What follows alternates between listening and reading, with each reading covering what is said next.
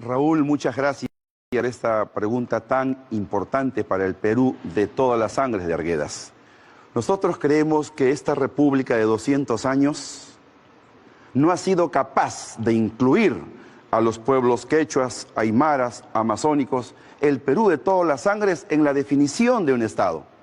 Creemos que esta mal llamada independencia pasó de manos europeas a mano de una élite criolla que nunca fue capaz de generar un proyecto nacional de república, una república de verdad. Por eso todos dicen que es una república fallida, con una economía que no sirve para las personas, con un régimen político que discrimina una sana representación. Por eso nosotros creemos, estimado joven, que el Perú necesita una nueva constitución, un nuevo comienzo patriótico, donde el Estado se defina como plurinacional, que empiece a gobernar para las personas, donde se constituya un Consejo Nacional de las comunidades campesinas, pueblos originarios, quechuas, aymaras, amazónicos, para gobernar bajo un poder participativo, con democracia participativa para representar la identidad. Y nunca más nadie te discrimine como un sombrero, nunca más nadie te discrimine